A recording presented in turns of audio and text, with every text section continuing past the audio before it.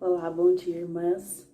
Então, hoje nós vamos continuar o estudo da primeira carta de Paulo aos Coríntios. Na semana passada foi uma introdução com a saudação de Paulo e também a ação de graças que ele apresentou. E hoje nós vamos começar então mais na parte em que Paulo orientou os irmãos a respeito dos problemas que estavam acontecendo lá e que ele havia sido informado. Então, nós vamos orar e depois vamos começar. E se você ainda não leu, leia antes esses primeiros capítulos, começando no versículo 10 do capítulo 1 e indo até o final do capítulo 6, que é o que nós vamos estudar hoje, a parte 2, que é a desordem na igreja. Então vamos orar. Senhor Deus e Pai, muito obrigada, Senhor, porque temos acesso à Tua palavra, Deus. Obrigada, Pai, porque Teu Espírito Santo inspirou homens do Senhor para que escrevessem e hoje nós temos acesso, ó Deus, à Tua palavra. Muito obrigada, Pai. Que o Senhor use a minha vida, que o Senhor esteja com os nossos corações, nossa mente, nos ajudando, Deus, a entender as verdades da Tua palavra, que, embora escritas há tanto tempo, ainda fazem muito sentido e são perfeitas para nós hoje, para os problemas, para as dificuldades que enfrentamos nos nossos dias. Que o Senhor esteja com cada uma das minhas irmãs, abençoando, e que o Senhor nos sustente na fé. Mesmo distantes, que haja sempre no nosso coração a fé no Senhor e que estejamos unidas pelo Espírito. Em nome de Jesus. Amém. Amém. Então, vamos lá. Então, começando, só para relembrar, se você não assistiu a aula de domingo passado, é importante que você assista ou pelo menos leia o material que foi enviado, porque vai ser bastante importante para entender o que estava acontecendo depois, né, com a igreja, que é o estudo de hoje e os próximos que nós vamos fazer até o final do mês. Bom, então nós vamos começar aqui no versículo 10, e aí vocês podem acompanhar também na folhinha de vocês, no estudo. E aqui na minha Bíblia, pelo menos, o título é As Divisões na Igreja. Então, depois de ter feito a sua saudação, depois de ter agradecido, né, apresentado sua ação de graças, Paulo já começa tratando dos problemas que tinham sido relatados para ele em uma carta que havia sido enviada pelos irmãos. E então, vou ler aqui na folhinha, a gente vai parando e vai entendendo algumas coisas. Então, a parte 2, a desordem na igreja, e nós vamos começar agora no item A, que é divisões entre os cristãos, que vai do versículo 10 do capítulo 1 até o versículo 21 do capítulo 4. Após saudar e apresentar suas ações de graça aos irmãos da igreja de Corinto, Paulo começa a tratar os problemas que lhe foram apresentados anteriormente. Ele inicia suplicando em nome de Jesus, não em seu nome ou de outro apóstolo, mas no nome de Jesus, aquele que deveria ser o único nome exaltado. Então, aqui Paulo já começa mostrando sobre o que ele vai falar, sempre falando da pessoa de Cristo, desde o início da sua conversão, quando nós vimos lá em Atos, Paulo sempre exaltava o nome de Jesus Cristo. E até vocês devem se lembrar aquele momento em que ele estava com Pedro e aquelas pessoas queriam idolatrar, atribuindo nomes para eles, nomes de planetas, de deuses, e eles recusaram isso. Então, isso já mostra que ele não queria a glória para ele, mas que apenas o Senhor deveria ser glorificado. Então, e aqui ele já começa assim, suplicando, né, em nome do Senhor Jesus Cristo, porque Ele é a nossa referência maior daqui da obra de Deus aqui na Terra, da pessoa a quem nós devemos seguir. E aí, então, no entanto, os irmãos de Corinto estavam enaltecendo nomes de homens. Talvez na sua Bíblia você encontre aí alguns nomes, né? Aqui na minha Bíblia fala assim, no versículo 12. Com isso quero dizer que algum de vocês afirma, eu sou de Paulo, ou eu sou de Apolo, ou eu sou de Pedro, ou ainda eu sou de Cristo. Então estava acontecendo essa divisão, alguns se dizendo que eram de Paulo, e aí formavam um grupo, outros falando que eram de Apolo, outros que ainda que eram de Pedro. Pode ser que na sua Bíblia esteja Cefas, que é no grego, né, que significa o nome de Pedro. E aí outros dizendo que ainda eu sou de Cristo. Então imaginem o que estava acontecendo na igreja. E é importante a gente entender que muitas coisas que aconteciam lá acontecem também nos nossos dias, e por isso a gente precisa estar bem atento ao que Deus tem para falar conosco hoje, porque a igreja ainda enfrenta muitos problemas. Então, e aí tudo isso acontecendo, alguns se dizendo de pessoas diferentes. Vocês lembram que Apolo era uma pessoa muito eloquente, nós vimos dele em Atos também, que era uma pessoa que falava de Deus também, era muito eloquente, sabia falar muito bem. Então, alguns ali se apegaram a ele e acabaram formando esses grupos, essas divisões dentro da igreja. E aí, então, Paulo, é claro, já vendo isso, com essa descrição, ele já logo declara, e isso eu acho muito importante, ele declara quem foi que informou.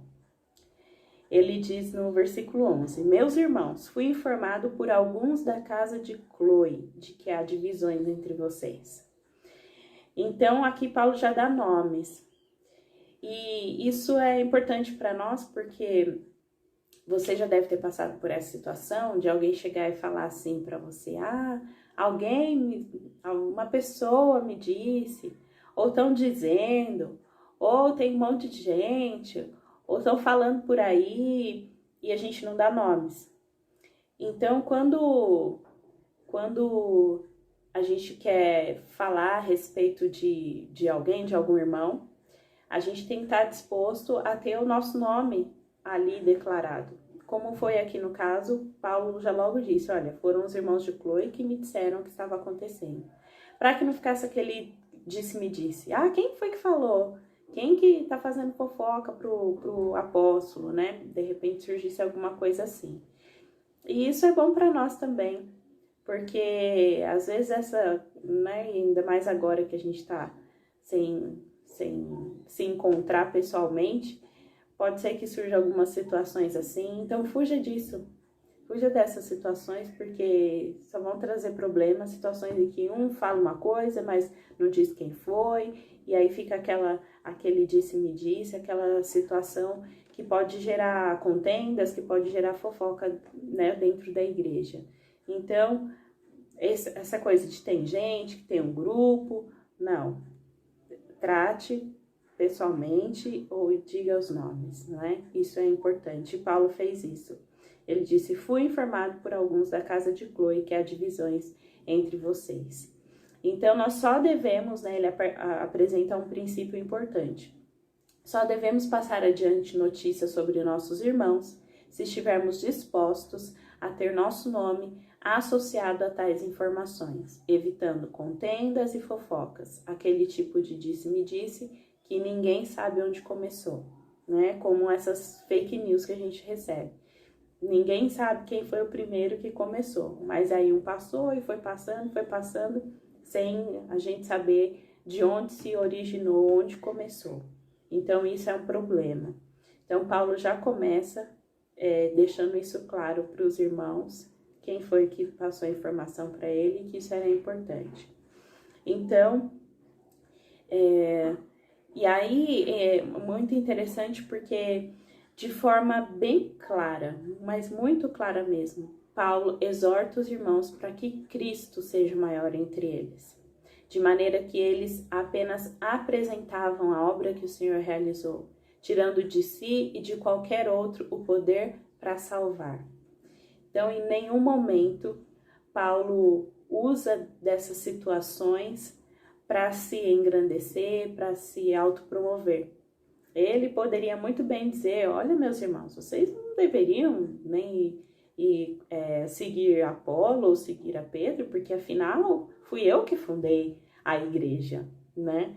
Mas em nenhum momento ele se coloca dessa maneira, pelo contrário, porque ele entende o seu papel enquanto apóstolo, enquanto enviado de Deus, e que ele é apenas instrumento nas mãos do Senhor, e que aquele que deve ser enaltecido, exaltado é Jesus Cristo.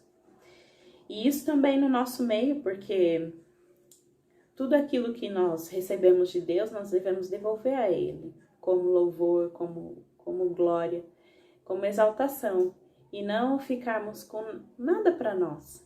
Tudo devemos devolver ao Senhor, né, como forma de gratidão e de humildade, de saber que aquilo que nós temos, aquilo que nós somos, tudo vem das mãos do Senhor, nada é nosso. Então, Paulo ele não se aproveitou dessa situação para ele se promover. Bom, e aí ele continua, né, dizendo, afirmando, né, no versículo 13, acaso Cristo está dividido? Foi Paulo crucificado em favor de vocês? Né? Vocês foram batizados em nome de Paulo? E aí ele até apresenta que ele mesmo, na verdade, batizou poucas pessoas. Mas no sentido de mostrar, olha, o que aconteceu, a obra que aconteceu na vida de vocês foi por causa de Cristo.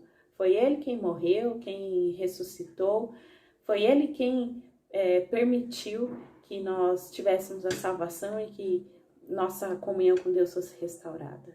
Não foi nada de mim, nada nem de Paulo, nem de Pedro, né? Mas foi do Senhor Jesus. Então, ainda que assim eles deveriam olhar para Jesus, ter suas mentes voltadas para Cristo.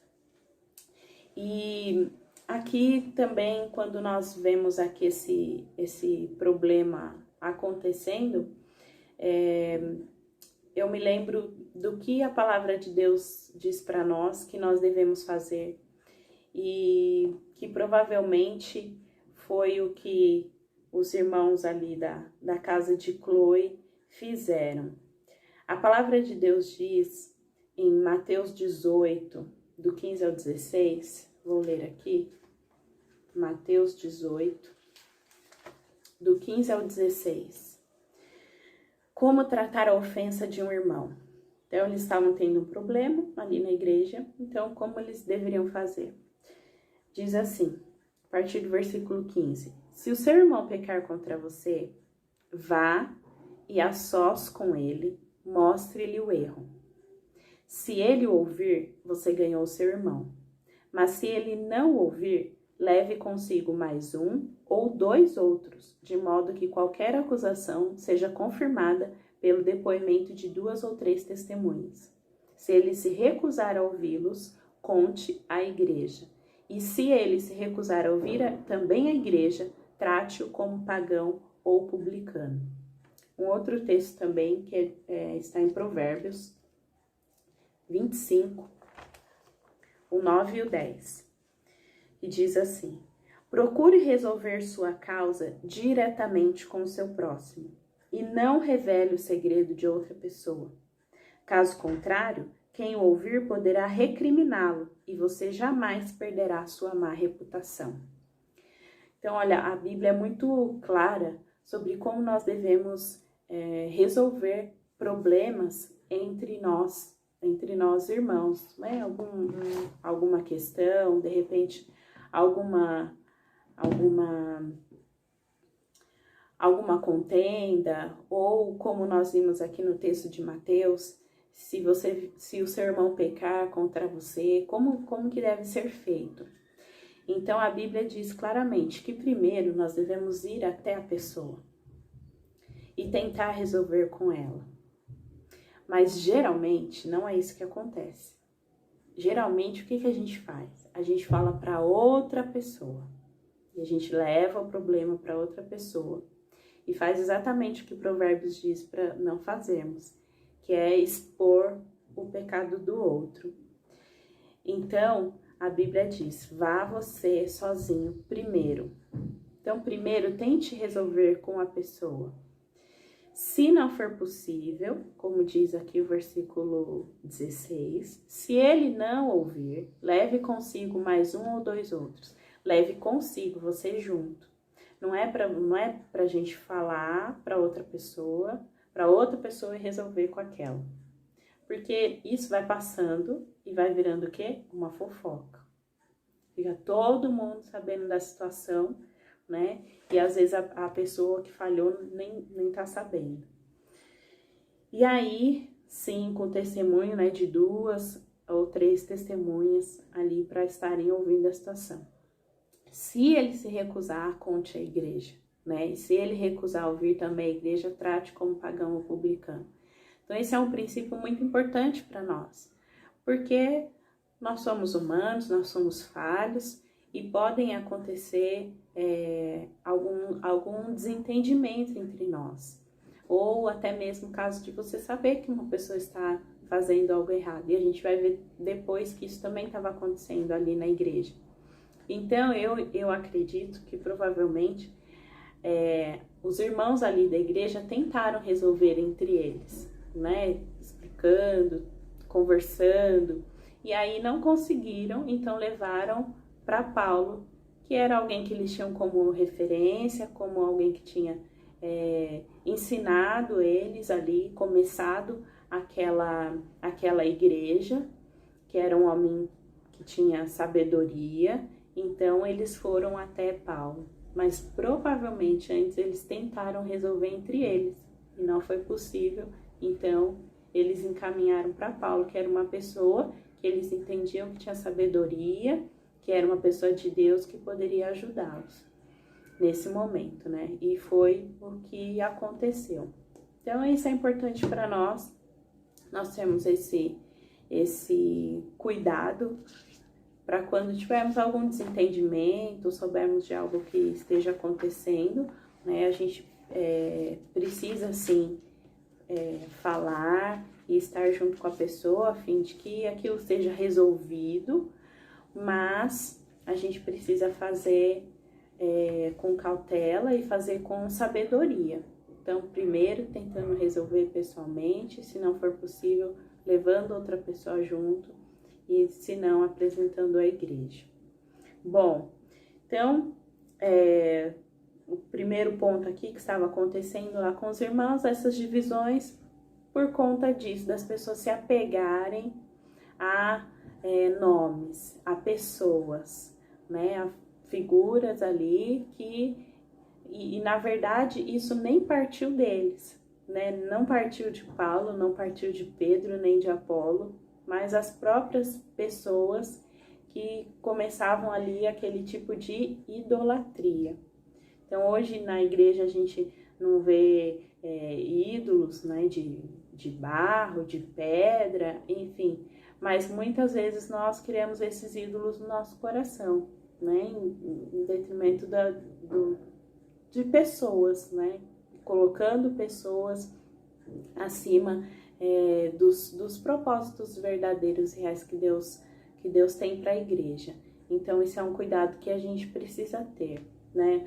Não é errado nós termos afinidade, né, com uma pessoa ou outra, ou gostar do jeito de um falar, né, como a própria Bíblia diz que Apolo falava muito bem, né? E isso não é problema, né? A gente ter essa proximidade em relação ao jeito, de repente, de um determinado pastor, coisa assim. Mas a gente precisa ter esse cuidado de perceber se isso não está gerando ou causando divisão e se isso não está virando uma idolatria no meu coração, ao ponto de eu desprezar os outros ou criar contenda com as outras pessoas. Isso a gente precisa ter muito cuidado. E aí, Paulo, então, vai trazendo isso para eles, né, toda essa questão, e vai até o capítulo 4, o versículo 21, Paulo, nessa mesma exortação, falando que a sabedoria é procedente do Espírito. Então, que bom que eles estavam falando, e sabiamente, não é? Que eles tinham Paulo como um homem sábio, mas que isso não procedia dele, procedia do Espírito Santo.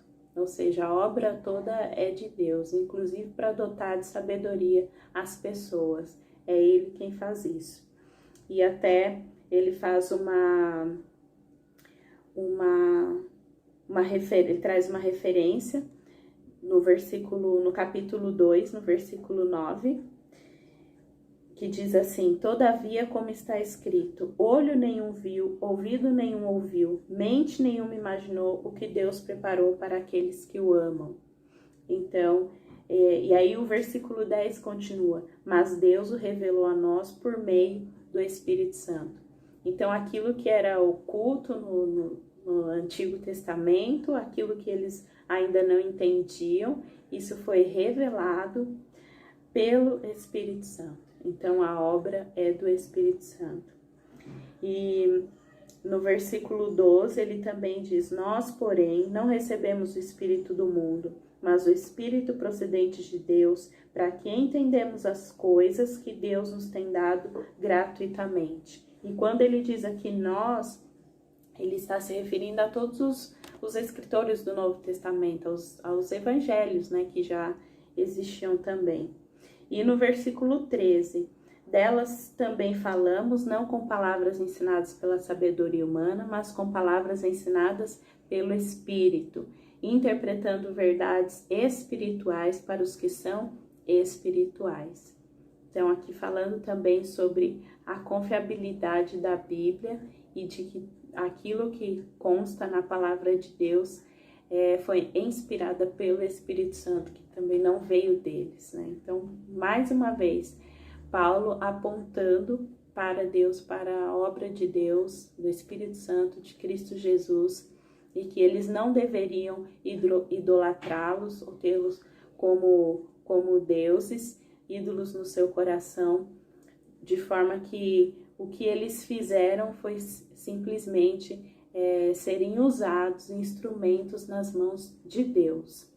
E isso também fica claro no capítulo 3, no versículo 5, a partir do 5, que diz assim: afinal de contas, quem é Apolo? Quem é Paulo? Apenas servos, por meio dos quais vocês vieram a crer, conforme o ministério que o Senhor atribuiu a cada um. Eu plantei, Apolo regou, mas Deus é quem faz crescer.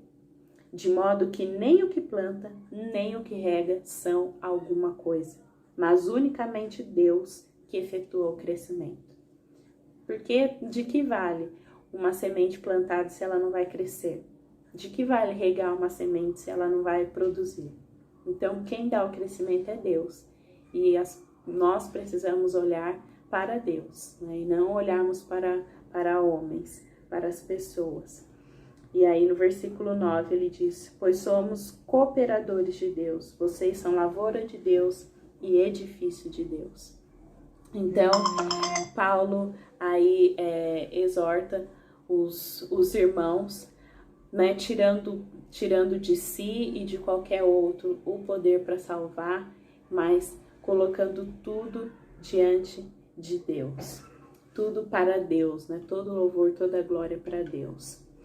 E agora nós vamos continuar aqui no capítulo 2. Fica evidente que quem capacita alguém para levar a mensagem de salvação é o Espírito Santo, né? Como nós lemos aqui nesse trecho, que quem faz essa obra, que a sabedoria é procedente do Espírito Santo de Deus. Por isso é importante que aquele que prega, aquele que ensina a palavra de Deus, sempre peça ao Espírito Santo para que dê sabedoria, né? Para que fale de Deus e não de si mesmo. Ele quem revela a sabedoria oculta em Deus. Precisamos lembrar que os coríntios eram na sua maioria gregos, né? E, portanto, possuía um grande apreço pela sabedoria humana. Até hoje a gente ouve muito, né? A gente estuda sobre os filósofos, os pensadores gregos. Então, eles tinham essa cultura, né? Muito arraigada, assim, em relação a pessoas, a homens, muito sábios. Então, isso estava ali na cultura que eles estavam inseridos. Então, por isso, Paulo também fala que eles tinham que tomar esse cuidado, né? Levando tudo para Deus. Consideravam seus filósofos heróis nacionais. E parece que essa mentalidade havia se infiltrado na igreja. Então, nada é por acaso, né? Então, isso que eles... essa forma de pensar e de querer logo ter um nome, ter uma pessoa, vinha da cultura deles, de terem esses homens, esses sábios, como até heróis nacionais. Mas a partir do momento que eles se convertiam, então Paulo está aqui quebrando isso. Olha, esse pensamento que vocês tinham de idolatrar pessoas não vale para o evangelho, porque no evangelho é Cristo quem é o centro, é Deus quem está no centro e o Espírito Santo quem realiza essa obra. Então, era costume deles idolatrarem as pessoas, mas Paulo mostra agora a insensatez de exaltar homens e enfatiza que tal prática é incoerente com a verdadeira natureza do evangelho. A palavra da cruz é loucura. E achei interessante um comentário de alguém a respeito de Paulo, que diz assim: o apóstolo não era um judeu apegado a sinais, nem um grego apegado à sabedoria, mas um cristão apegado ao Salvador. Porque era muito forte isso, né? Os judeus eram muito ligados a sinais, a milagres, estavam sempre buscando algo assim. E por outro lado, os gregos apegados à sabedoria, à ciência, à razão. E aí, essa pessoa comentou que Paulo não era nenhum nem outro, mas um cristão apegado ao Salvador, que encontrou equilíbrio em Deus. No capítulo 3, ele declara que esse tipo de comportamento, de divisões, de apego a homens, é típico daqueles que são carnais, imaturos na fé. Como nós vemos aqui no capítulo 3, no versículo 1. Irmãos, não lhes pude falar como a espirituais, mas como a carnais, como a crianças em Cristo. Dei-lhes leite e não alimento sólido, pois vocês não estavam em condições de recebê-lo. De fato, vocês ainda não estão em condições, porque ainda são carnais. E lembrando que Paulo ficou 1 ano e meio, aproximadamente, em Corinto, ensinando, né? Estou sempre ali ensinando para eles, falando da palavra de Deus, os princípios de Deus. Foi uma das igrejas que ele ficou o maior tempo. Mas mesmo assim, como ele mesmo diz, ainda não estão em condições, né? Ainda são carnais. Porque visto que a inveja e divisão entre vocês não estão sendo carnais e agindo como mundanos? Ou seja, não estão fazendo como os outros já costumam fazer? Correr atrás de pessoas? Não, aquele é o mais sábio, não, agora eu vou atrás desse, atrás do outro. Então ele faz essa dura exortação, né, para eles. E acredito que não deve ter sido fácil, né, ouvir isso, que eles estavam sendo carnais, mundanos e que eram como crianças. Então, ninguém tem méritos na obra de Cristo, pois quem dá o crescimento é o Senhor, ou seja, quem faz frutificar é somente Deus. E aí Paulo encerra o tratamento ao problema de divisão no capítulo 4. Aqui na minha Bíblia tem o título Apóstolos de Cristo, declarando que ele é um servo, né, e que eles deveriam ser assim considerados. E a palavra servo em latim, ela significa aquele que não é livre, aquele que não tem direitos, um escravo. Então, que não cabe aos servos a arrogância, a presunção. Então, aquele que fala de Deus, que se apresenta como cristão, como mensageiro de Deus, não cabe a esse papel, a esse título de servo, a arrogância e a presunção. E o que é arrogância? Arrogância é um forte orgulho, extrema autoimportância, superestima das próprias competências ou capacidades. Então, Deus nos capacitou, graças a Deus, nós temos capacidades, temos habilidades, mas nós não podemos superestimar, né, aquilo que nós somos, aquilo que nós sabemos fazer, porque tudo vem de Deus, né, e isso é arrogância, e isso não cabe a um servo, isso não cabe a um servo. E até nós precisamos ter cuidado como nós educamos os nossos filhos em relação a isso. Vocês sabem que eu sou professora, lido bastante com crianças. E como é ruim, assim, você ver já nas crianças tão pequenas a intolerância com uma autoridade, não saber ouvir um não, ou não saber ouvir, olha, você fez errado, isso não é o correto para se fazer. Como é perceptível, assim, às vezes nas crianças tão pequenas, já esse comportamento tão arrogante, né, diante dos outros, até diante dos colegas, né, de não saber ouvir, não saber compartilhar. Isso muitas vezes é fruto de uma educação assim, em que as crianças, que os pais falam para eles que eles são os melhores, que então eles sempre têm que ser os melhores, e aí você vê se alguma outra criança se sobressai, ela já fica mal e não quer mais ter contato com aquela outra criança porque ela não é melhor, e isso é um problema. A arrogância é um problema e é um pecado. Então nós precisamos cuidar disso, de como nós estamos lidando com essas questões, né, humanas do ego, né, de saber que tudo aquilo que nós temos vem do Senhor, é Ele quem capacita. Então, aí, para concluir essa primeira parte, nós temos aí, então, o problema humano. Qual era o problema humano? A divisão entre os cristãos por causa de pessoas. E qual a causa disso? No capítulo 3, do versículo 1 ao 4, que eu acabei de ler para vocês, traz aí a causa disso. Por que isso estava acontecendo? Porque eles eram imaturos, né? Então, imaturos na sua fé, apresentavam uma imaturidade cristã e uma natureza mundana ainda. Então, aquela natureza, aquelas questões de procurar causar divisão, de seguir homens, ainda estava muito forte neles. Desculpa. É o alarme aqui para a nossa oração de 5h30. Mas aí eu vou orar depois.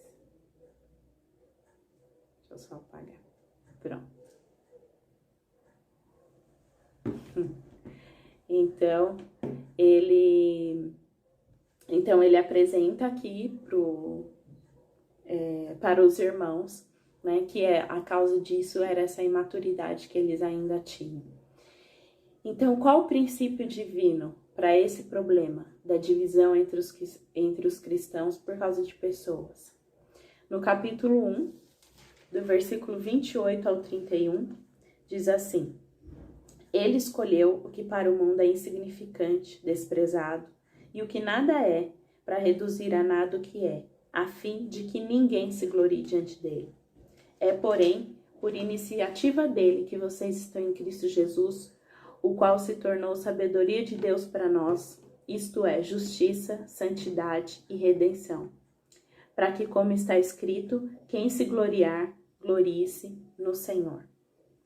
Então, fica bem claro aqui que a justiça, a santidade e a redenção que nós recebemos vem de apenas um, Jesus.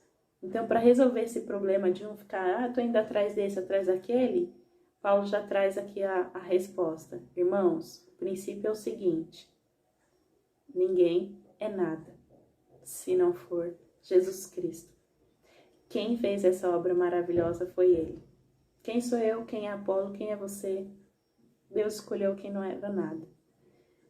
E também no capítulo 3, do 5 ao 9, que diz assim: Afinal de contas, quem é Apolo? Quem é Paulo? apenas servos por meio dos quais vocês vieram a crer, conforme o ministério que o Senhor atribuiu a cada um. Eu plantei, Apolo regou, mas Deus é quem faz crescer. De modo que nem o que planta, nem o que rega são alguma coisa, mas unicamente Deus que efetua o crescimento. O que planta e o que rega têm um só propósito, e cada um será recompensado de acordo com o seu próprio trabalho. Pois nós somos cooperadores de Deus, vocês são lavoura de Deus e edifício de Deus.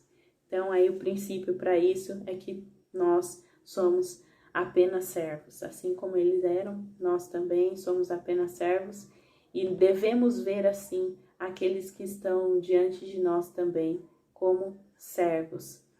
É um problema muito grande quando as pessoas seguem homens, porque eles são falhos assim como nós. Nossos líderes, nossos pastores são falhos. Podem falhar, podem cair, assim como nós. E muitas pessoas seguindo outros, quando esses homens falham, caem, pecam, todo mundo se perde, porque não estavam firmados em Jesus. Então, esse é um problema que a gente precisa cuidar. Bom, B, a imoralidade entre os cristãos. Então, terminamos até o capítulo 4. Paulo ficou aí esses, 3 capítulos e mais um pouco, tratando sobre a divisão na igreja. E aí, no capítulo 5, ele começa a falar sobre a imoralidade na igreja. Então, no capítulo 5, Paulo trata da imoralidade que estava acontecendo com um dos irmãos da igreja. Algo que nem mesmo entre os não cristãos era comum. O que tinha acontecido? Um homem estava tendo relações sexuais com a mulher do seu pai, provavelmente, a sua madrasta. Provavelmente esse homem havia ficado viúvo e então casou-se novamente e o filho estava tendo relações sexuais com a sua madrasta. E Paulo fica assim muito assustado porque era uma coisa que nem entre os pagãos era comum acontecer, nem fora da igreja isso acontecia, e estava acontecendo dentro da igreja. E o que impressionava mais ainda era o fato de que todos sabiam e não tomaram providências. Pelo contrário, mostraram-se ensoberbecidos por tolerarem o fato. Não se escandalizaram o suficiente. E aí, qual a resposta para o problema? No versículo 4, vamos ler aqui.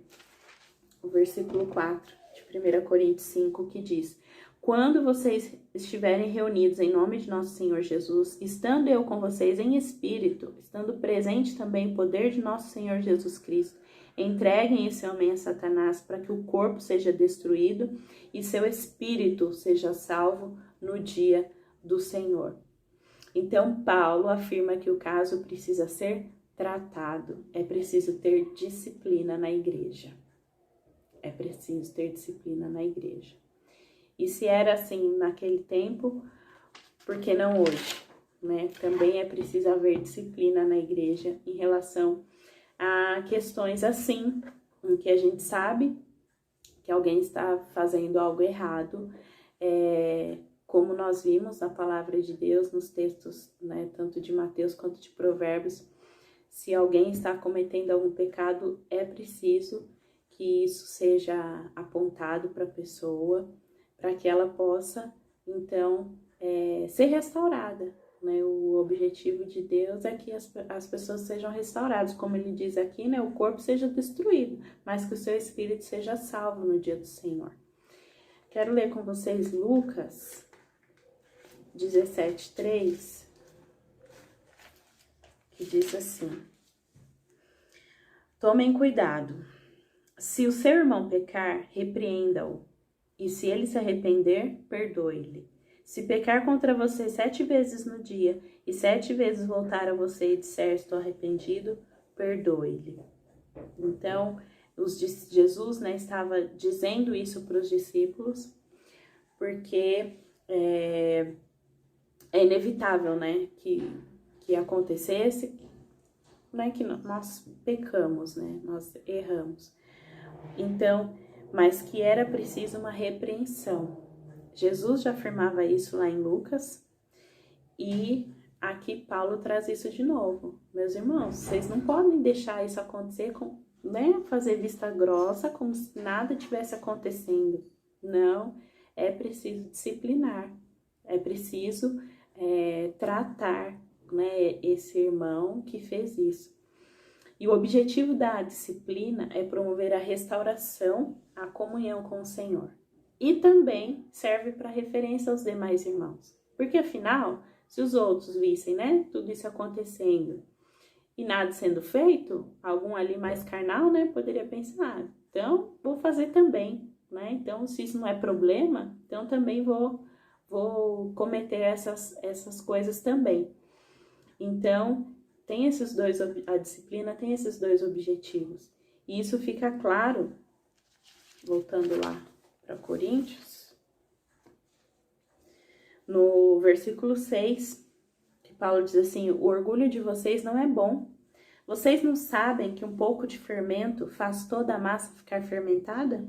Livrem-se do fermento velho, para que sejam massa nova e sem fermento, como realmente são.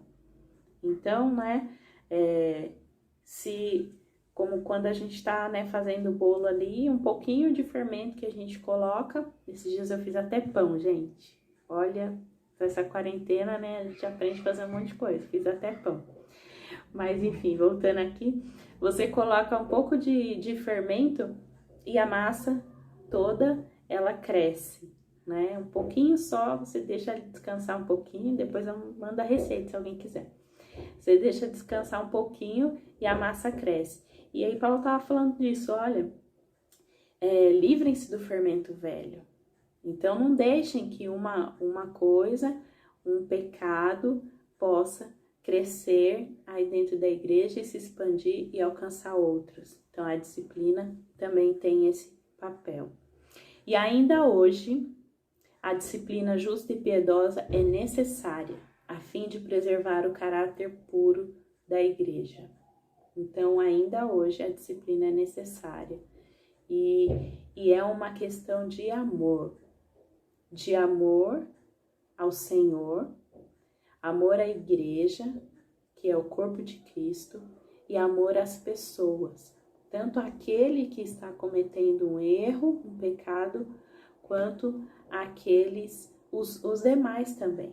Então, é uma questão de amor e é importante que seja feito com amor, né? Que essa exortação, que essa repreensão seja feita com amor, para que a pessoa possa ser restaurada, se assim ela quiser e ela se arrepender, é claro, né? Então, concluindo, o problema humano, aí nesse capítulo 5, era a imoralidade na igreja. E a causa? Qual a causa? No capítulo 5, no versículo 9, diz assim: já lhes disse por carta que vocês não devem associar-se com pessoas imorais. Então, o que estava acontecendo? Eles ainda estavam tendo relacionamento com pessoas imorais. Por isso que nós devemos cuidar quando a Bíblia diz pra gente sobre o jugo desigual, quando a Bíblia diz que as más companhias corrompem os bons costumes. A gente precisa observar e obedecer esse princípio de Deus, porque os princípios nos protegem. A Bíblia diz: as más companhias corrompem os bons costumes, né? Não andeis em jugo desigual. Então, e interessante, irmãs, que aqui nesse versículo 9 diz: já lhes disse por carta que vocês não devem associar-se com pessoas imorais. Paulo está fazendo uma referência aqui de uma carta que foi enviada antes dessa, de 1 Coríntios, mas que não consta na Bíblia. Então, não existe essa epístola, nós não temos acesso a ela, né? Por algum motivo ela não foi colocada entre os livros, né, bíblicos, mas isso não tira o mérito, né, das escrituras e dessa segunda carta, né, que a gente tem como primeira, mas é só uma curiosidade. Então, Paulo apresenta aí uma possível causa desse problema: associação com pessoas imorais. estarem andando ainda com pessoas imorais. E qual que é o princípio divino para esse problema? Qual a orientação de Deus para o problema da imoralidade na igreja? Está no capítulo 5, nos versículos de 4 a 13, que eu já li para vocês. Fala, né, o que eles deveriam fazer, né, o orgulho, questão do fermento e tudo. Então, qual o princípio? Não fazer vistas grossas, mas tratar o problema a fim de que a pessoa se arrependa e seja restaurada e o problema não seja disseminado entre os outros. Do contrário, que ela não faça parte do corpo de Cristo. Então, se a pessoa não quiser se arrepender, mesmo com todas as tentativas, né? Com um indo, falando com ela, levando mais 2, apresentando para a igreja, mesmo assim, a pessoa não quer se arrepender, não quer mudar de vida. A orientação de Paulo é, no versículo 13, Deus julgará os de fora, expulsem esses perversos do meio de vocês. Então, para aquele que não quer se arrepender de jeito nenhum, todas as tentativas, tudo foi feito para que a pessoa, né, se arrependa, volte, ela não deve fazer parte da igreja. Essa é a orientação de Deus para a igreja de Corinto e para a nossa igreja também hoje. Bom, terminando aqui esse segundo ponto, B, questão da imoralidade, nós vamos para o capítulo 6, nos 11 primeiros versículos, que trazem um outro problema, que eram as disputas judiciais entre os cristãos. Então, o que estava acontecendo? Né? Alguns irmãos tinham queixa né, contra outra pessoa, e aí iam buscar a justiça do mundo. E aí Paulo, então, vai tratar com esses irmãos o que eles deveriam fazer. No capítulo 6, Paulo trata das questões judiciais que havia entre os irmãos, pois ao invés de tratá-las internamente, os casos eram levados a juízo fora da igreja. Como está aqui no versículo 6. No versículo 1 do capítulo 6. Se algum de vocês tem queixa contra outro irmão, como ousa apresentar a causa para ser julgado pelos ímpios, em vez de levá-la aos santos? Vocês não sabem que os santos hão de julgar o mundo? Se vocês hão de julgar o mundo, acaso não são capazes de julgar as causas de menor importância? Vocês não sabem que haveremos de julgar os anjos? Quanto mais as coisas desta vida. Portanto, se vocês têm questões relativas às coisas dessa vida, designem para juízes os que são da igreja, mesmo que sejam os menos importantes. E digo isso para envergonhá-los. Acaso não há entre vocês alguém suficientemente sábio para julgar uma causa entre irmãos? Mas, ao invés disso, um irmão vai ao tribunal contra outro irmão, e isso diante de descrentes? Ou seja, uma vergonha, né? Então, Paulo faz uso, inclusive, da prerrogativa de que os cristãos julgarão o mundo e até mesmo os anjos, né? Como está nesses versículos, no 2 e no 3 que eu li.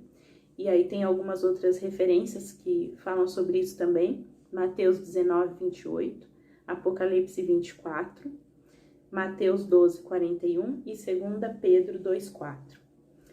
Então, Paulo se indigna com o fato de não tratarem suas questões pessoais entre os irmãos dentro da própria igreja. Então, a recomendação é que primeiro eles procurassem, né, como nós lemos lá, tenta um resolver com o outro, se não for possível, chama outros testemunhas, né, apresente para a igreja. E aí, no versículo 7, ele apresenta a base da questão. Vamos ler o versículo 7. O fato de haver litígios entre vocês já significa uma completa derrota. Por que não preferem sofrer a injustiça? Por que não preferem sofrer o juízo? Em vez disso, vocês mesmos causam injustiças e prejuízos, e isso contra irmãos?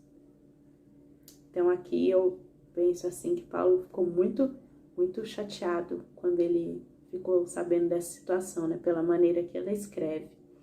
No sentido de que aquilo estava trazendo vergonha para a igreja. né? Porque não era só, né? Não era só um problema ali entre os irmãos, mas é a palavra de Deus, a igreja de Cristo que estava sendo envergonhada diante dos outros, porque as outras pessoas, né, ficavam todos sabendo.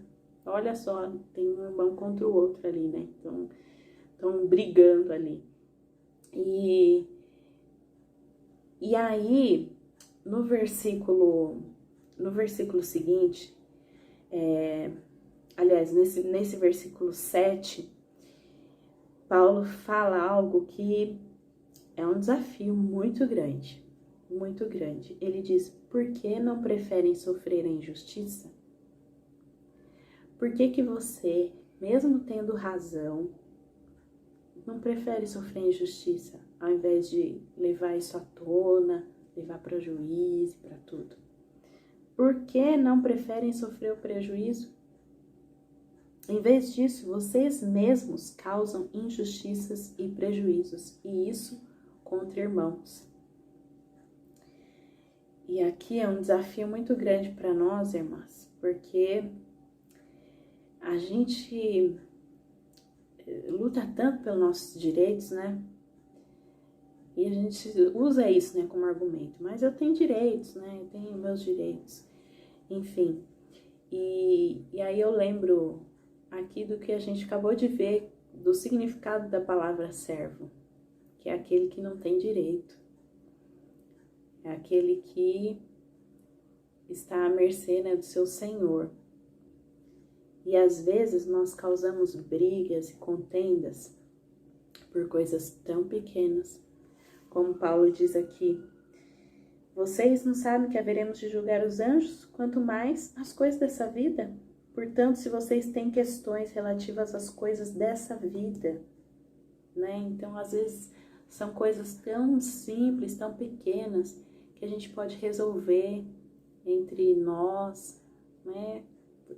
De repente, como diz aqui, né? Ficar com prejuízo. O perdão é isso. Aquele que perdoa, ele fica com prejuízo, porque às vezes o que aconteceu, o problema, não dá mais para ser retratado. Então, Paulo apresenta esse desafio para os irmãos e eu acredito que seja também um desafio para nós nos dias de hoje. Por que não preferem sofrer a injustiça? Por que não preferem sofrer o prejuízo e ficar com o dano, né? Eu conheço, né, conheço assim, já vi situações em que irmãos decidiram ficar com dano e são felizes, né? Como diz, né, melhor ser feliz do que ter razão. E é um princípio que Paulo colocou aqui para eles. Bom, mas para terminar, a partir do versículo 12, Paulo volta, aliás, esqueci aqui do resumo final, vamos voltar aqui. O resumo em relação a disputas, né, judiciais. Então, qual era o problema humano? O problema humano era disputas entre os irmãos levadas a juízo. E aí Paulo fala, né, que o simples fato deles terem um problema já era uma derrota. De terem uma desavença já era uma derrota. Porque isso não deveria acontecer, né? E a causa? Qual será a causa disso? No capítulo 6, no versículo 11, vamos começar aqui do 9. Diz assim: vocês não sabem que os perversos não herdarão o reino de Deus? Não se deixem enganar, nem imorais, nem idólatras, nem adúlteros, nem homossexuais, passivos ou ativos, nem ladrões, nem avarentos, nem alcoólatras, nem caluniadores, nem trapaceiros herdarão o reino de Deus. Assim foram alguns de vocês. Mas vocês foram lavados, foram santificados, foram justificados no nome do Senhor Jesus Cristo e no Espírito de nosso Deus. Então, aqui fala sobre a avareza. E fala aqui no versículo 11, assim foram alguns de vocês. Ou seja, eles estavam manifestando ali essa velha natureza. E muitas vezes é a avareza, é não querer ficar com prejuízo, é querer ganhar, é querer sempre lucrar, sempre sair por cima das situações. Então, Paulo está apresentando aqui, ó, assim foram alguns de vocês. Então, será que eles não estavam ainda manifestando essa velha natureza? E qual o princípio divino? O princípio divino para essas situações. Nos versículos 4 e 5 nós vimos assim: digo isso para envergonhá-los. Acaso não há entre vocês alguém suficientemente sábio para julgar uma causa entre irmãos? Mas ao invés disso, um irmão vai ao tribunal contra outro irmão, e isso diante de descrentes. No versículo 4 diz assim: portanto, se vocês têm questões relativas às coisas dessa vida, já que vocês têm, designem para juízes os que são da igreja, mesmo que sejam os menos importantes. Então, qual a orientação se houver algum problema entre nós? É que nós procuremos primeiro as pessoas, irmãos, sábios da igreja para nos ajudarem, né? Para resolver aquele problema entre irmãos. E segundo, o capítulo 6, o 7 e o 8, sofrer o dano, ficar com prejuízo. Essa também é uma orientação de Deus.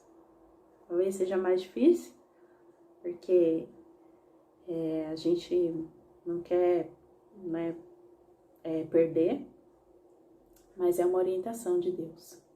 Quem sabe, né? Esses problemas não seriam menores ou não aconteceriam.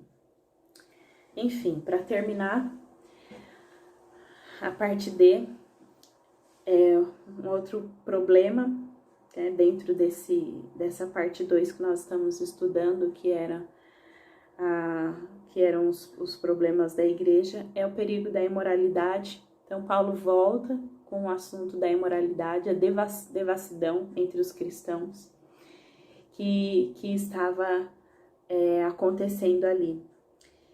Nos versículos de conclusão do capítulo 6, começando no versículo 12, o apóstolo apresenta alguns princípios para discernir entre o certo e errado.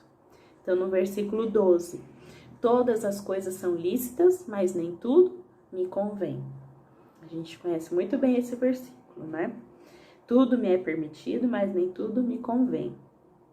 Ou seja, algo pode ser lícito, mas não proveitoso. E hoje nós lidamos com muitas coisas que são lícitas, que são legais, né? No sentido de lei, mas que não são proveitosas. Ele fala das coisas moralmente indiferentes, que ainda que fossem admissíveis, se alguém me vir cometer, pode escandalizar-se. E aí eu lembro lá da figura do servo, né? Aquele que está diante do seu Senhor, que tem um Senhor da sua vida, e que então, se eu vou fazer algo que vai escandalizar, eu deveria não fazer. De acordo com o segundo princípio, tudo me é permitido, mas eu não deixarei que nada me domine. Ou, tudo me é permitido, mas não me deixarei dominar por nenhuma delas. Algumas coisas lícitas podem me escravizar, portanto, não devemos nos colocar sob o seu jugo. Aquilo que pode dominar. E geralmente, irmãs, aquilo que pode nos dominar não começa de uma forma forte, de uma forma assim grande, mas começa com pequenas doses, e aquilo vai passando a ocupar mais o nosso tempo, até o momento que a gente se vê escravo. Às vezes, vendo na televisão pessoas em locais de recuperação, né, centros de recuperação, tanto de drogas, de álcool. Hoje nós temos pessoas viciadas em jogos, viciadas em celular, né, nas redes sociais e se tratando para tentar se livrar disso. E não começou de uma maneira gritante, começou com pequenas doses. Então, quando a palavra de Deus diz que algumas coisas, que tudo me é permitido, mas que não me deixarei dominar por nenhuma delas, a palavra de Deus está nos dando um alerta. Não se ponha sob o jugo. Não comece, porque você pode virar um escravo disso. De acordo com o terceiro princípio, aí nós vamos para o versículo 13, diz assim: os alimentos foram feitos para o estômago e o estômago para os alimentos, mas Deus destruirá ambos. O corpo, porém, não é para a imoralidade, mas para o Senhor, e o Senhor para o corpo. Nós vamos ver depois que os coríntios tinham um problema também em relação à carne sacrificados a ídolos. A gente vai estudar depois. Mas aqui Paulo já começa tratando um pouquinho dessa questão, quando ele fala dos alimentos que foram feitos para o estômago para os alimentos. O que ele quer dizer? De acordo com o terceiro princípio, né, esse do versículo 13, algumas coisas são perfeitamente lícitas para o cristão. No entanto, o seu valor é apenas temporário, né, como acontece com os alimentos. Não devemos, porém, viver em função da comida, que seu valor é apenas temporário. Mas uma coisa é certa: o corpo não é para a impureza sexual, mas para o Senhor, e o Senhor para o corpo, pois somos templo do Espírito. Quem crê no Senhor, a ele se une, tornando-se um só Espírito.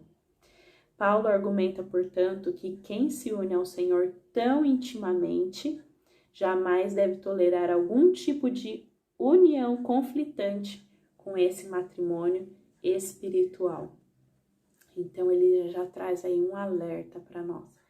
Vocês, quando lá em Gênesis, a palavra de Deus, né, em Gênesis 2:24, que diz que está escrito, os dois serão uma só carne, Paulo está falando da união ali entre o homem e uma mulher, que quando há uma relação sexual, os dois passam a ser uma só carne. E aí, então, ele diz, vocês não sabem que aquele que se une a uma prostituta é um corpo com ela? Mas aquele que se une ao Senhor é um espírito com ele. Então, não é compatível com aquele que se uniu ao Senhor viver na prática da imoralidade, da prostituição, que é o sexo fora do casamento. E aqui ele fala até mesmo, né, daquele que se une a uma prostituta. E no versículo 18 ele diz, fujam da imoralidade sexual, fujam. Era algo, como nós vimos na primeira aula, era algo muito consistente, algo muito forte, algo muito arraigado na cultura deles, ali da cidade de Corinto, né, da Grécia, Atenas. Mas Paulo traz para eles, fujam da imoralidade, porque agora vocês se uniram com Cristo, então não cabe mais esse tipo de comportamento na vida de vocês, porque agora vocês se uniram com Deus no Espírito, são um com Ele. Então aqui no versículo 20 ele diz, vocês foram comprados por alto preço, portanto glorifiquem a Deus com o seu próprio corpo. Uma coisa é certa, o corpo não é para a impureza sexual, mas para o Senhor e o Senhor para o corpo, pois somos templo do Espírito. Então, quem crê no Senhor, a ele se une, tornando-se um só Espírito. Então, já que estamos unidos ao Senhor, jamais devemos tolerar algum tipo de união conflitante com esse matrimônio espiritual. Então, agora que você é de Cristo, agora que eu sou de Cristo, nós não devemos tolerar nenhuma união, mesmo que não seja física, que possa trazer conflito para esse matrimônio espiritual. Então, o problema humano era a devassidão. E o que é devassidão? É depravação de costumes, é a libertinagem. Qual era a causa? No capítulo 6, versículo 19, quase o último versículo, diz assim: acaso não sabem que o corpo de vocês é santuário do Espírito Santo, que habita em vocês, que lhes foi dado por Deus, e que vocês não são de si mesmos? Então, talvez a causa para esse problema fosse uma falta de conhecimento, uma falta de entendimento da nova vida que eles receberam em Cristo. Será que eles não entendiam que agora eles eram uma nova vida com o Senhor? E que agora nós não somos de nós mesmos? Será que nós já entendemos isso? E qual o princípio divino? Não praticar o que não convém ou que possa me dominar, mesmo que permitido ou lícito. Então, tudo é permitido, mas nem tudo convém. Tudo me é permitido, mas eu não me deixarei dominar ou não deixarei que nada me domine. Então, quando nós vemos pessoas viciadas, nós vemos pessoas que não têm mais o domínio. Pessoas que diziam, não, eu tenho controle, eu sei o que eu tô fazendo. E de repente, De repente, modo de dizer, Porque conforme aquilo vai sendo praticado, vai sendo alimentado, vai se tornando um hábito e pode chegar a se tornar um vício, algo que te domina. O versículo 18. Fuja da imoralidade sexual. Então, qual é o princípio de Deus? Não é para você ficar flertando com aquilo que é pecado. Mas é só uma conversa, é só um vídeo, é só um filme, é só um programa. A Bíblia não diz para a gente ficar flertando, para a gente ficar dando espiadinhas. A Bíblia diz, fuja da imoralidade sexual e de tudo aquilo que tem cunho sexual. E hoje nós temos muitas coisas com cunho sexual. Roupas, programas de TV, séries, músicas, filmes, muitas coisas. Nossa sociedade hoje, quando eu vejo aqui, Corinto, e olho para o nosso mundo, para a nossa sociedade hoje, nós vivemos numa sociedade, num país que a sexualidade é muito explorada, muito. E a orientação de Deus para nós é fuja. Versículo 20. Glorifiquem a Deus com o seu próprio corpo. E aí Paulo encerra a questão. Se você ainda tem dúvida, não sei, bom, é permitido, não sei se convém, vai glorificar a Deus? Deus vai receber a glória com essa sua atitude, com esse seu pensamento, com essas suas espiadinhas? Deus vai ser glorificado? Se a resposta for não, então não faça. Não faça, porque você foi comprada por um preço de sangue. Preço de sangue. Que nesse final de semana estamos relembrando aquilo que Cristo fez por nós. Foi preço de sangue.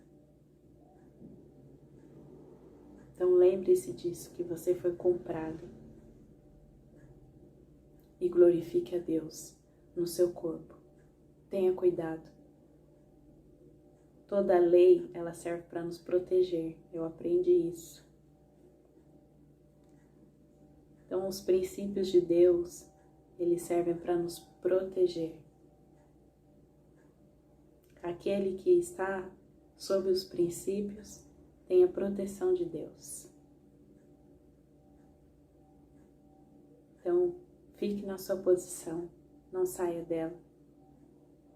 Você é preciosa para o Senhor. Sua vida é preciosa para Deus. Tem o valor da vida do Filho dele. Então vigie, fuja.